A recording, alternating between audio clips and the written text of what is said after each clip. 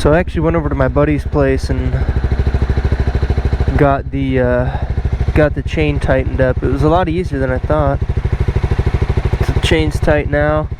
I need to go get it maintenanced here soon. Probably get like oil change.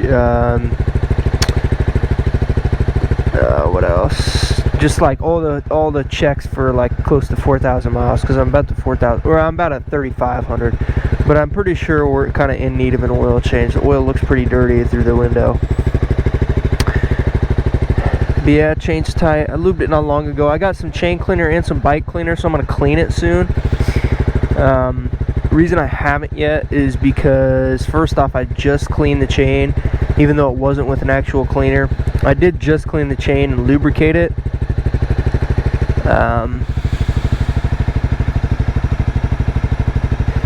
So I don't want to clean it right again after I do that. I'll give it a few, like a couple hundred miles or so. And then I'll actually clean it before I take it to get some work done on it. So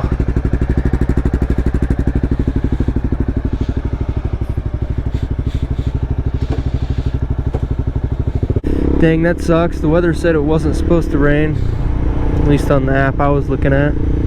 So I'm really actually trying to do this 0 to 60 test on the bike. I really want to do a 0 to 60 because it's an interesting thing. I mean, I know a lot of people excuse me.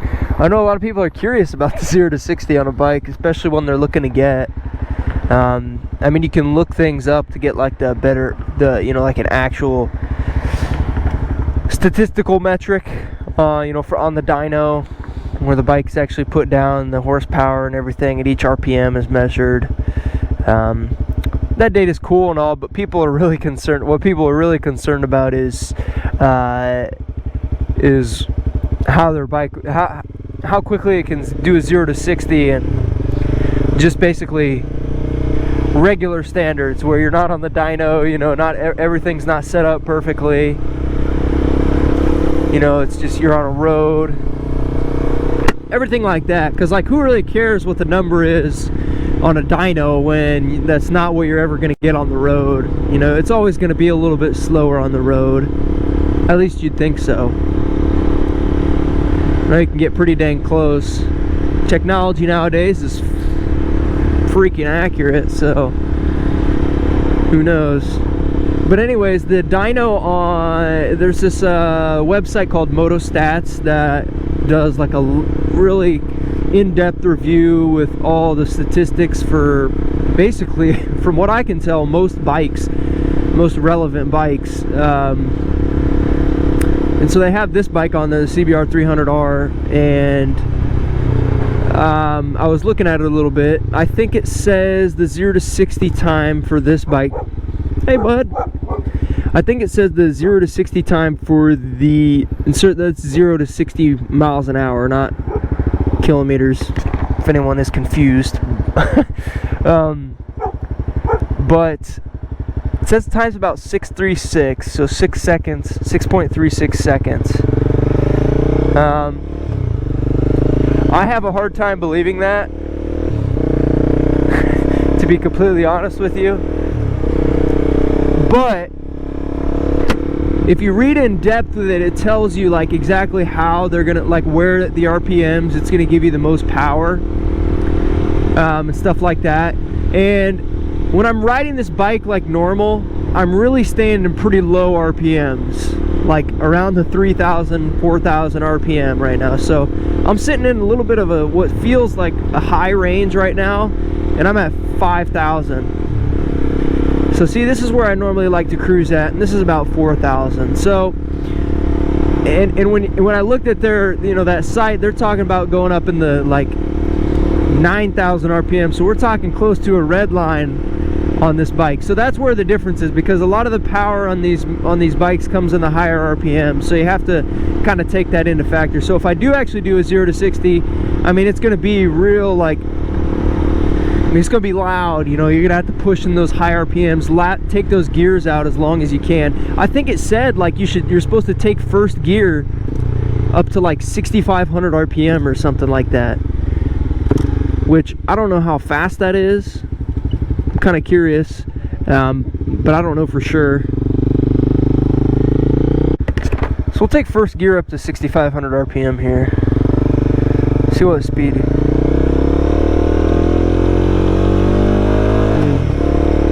So that was about 18 miles an hour.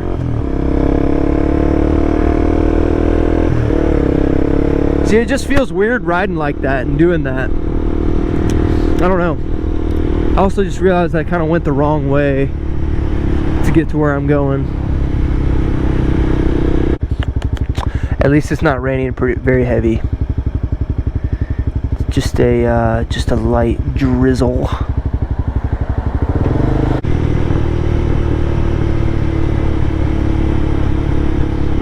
Dang, that bus is close to hitting that overhang. It's almost like I just kind of have a fear to take my bike up in the high RPMs for some reason. It just kind of feels like I'm hurting the bike, you know. But as my roommate says, I gotta let her breathe. I gotta let her breathe.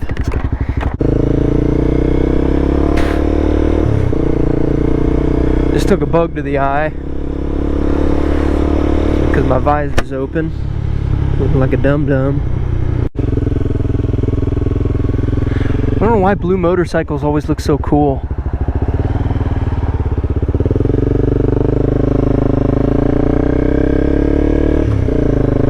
Something about that color blue, man, I'm telling you.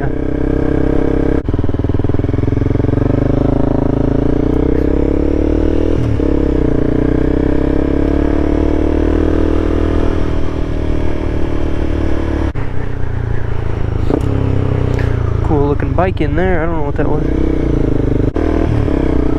I ain't gonna lie, it's a little bit, hold on a second.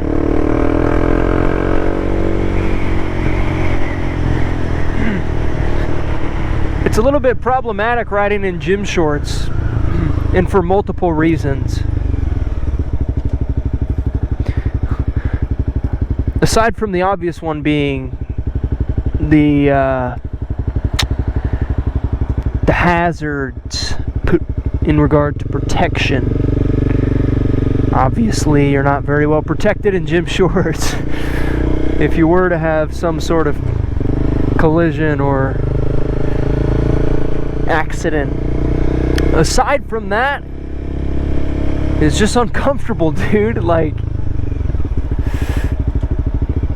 I don't know what it is. It's like so uncomfortable. Maybe it's just a guy thing because of, well, you know, this big fuel tank right here kind of just being in a bad spot. We'll put it that way. Keep it PG-13. But yeah, it's uncomfortable. A lot of G-force when you're riding this, and a lot of starting and stopping. You can see how that can be problematic. If you're a fellow gentleman out there, you probably understand what I'm saying. You can picture it very easily. Those like thicker pants, and you know, like especially like riding pants, like my textiles that I have a lot more cushion, a lot more resistance in that area.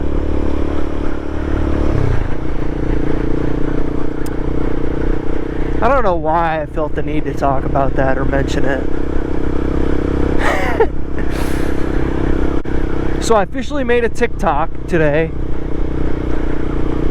Can't remember what I named the username as. I think it's like something similar. It's like Mr. Bishop Moto or something. It's an M series, I think. But it's like Mr. Bishop Moto, or I think something like that. I'm gonna start putting some clips on there. Hopefully it's fairly easy to navigate. I don't really know how to use TikTok, I'll be completely honest, because I've never used it aside from just watching stuff. So yeah, and then I'm gonna try and post some YouTube shorts as well, but we'll see how that goes. Hopefully that's pretty easy as well. M340i, or is that M3401? Who knows? Nice car nonetheless. Thing is sick. Wonder who bought it for him. I bet he bought it himself. Let's put the visor down so we don't get smoked by a bug. That is a really nice car. I like the trim he's got on it. It's got the smoked out tail lights. I think I'm going to make a video talking about counter steering here soon as well. So I've got counter steering at 0 to 60. What else? Counter steering is very cool in my opinion. A lot of things are really cool about motorcycles. That's why I like them. But counter steering in particular was something that was not surprising. Well, it was kind of surprising to me when I found out about it. I say found out as if it's like some secret tactic. I think it kind of is. I mean, I knew nothing about counter steering before I started riding a motorcycle.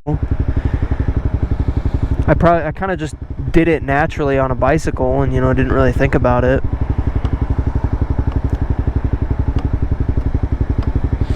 But interestingly enough, counter steering does apply on bicycles as well. It's just a little bit different because of the weight and the speed, obviously, that you're going at as well. But bicyclists do get going pretty fast, especially like competitive, like bicycling. You know, you're getting up in like 30 miles an hour, 40 miles an hour, especially on big hills and stuff.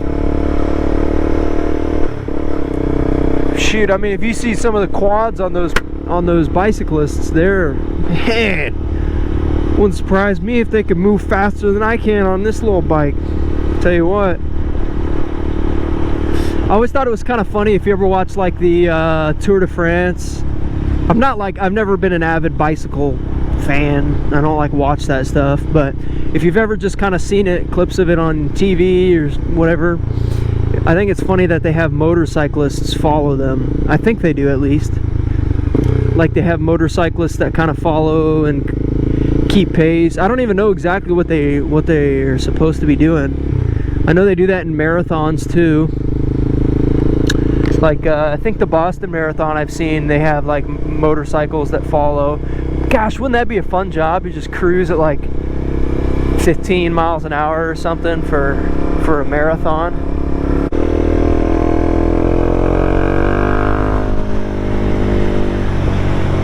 Yeah, you can really feel that rear tire just start to pull me when I get in the high RPMs. It's crazy.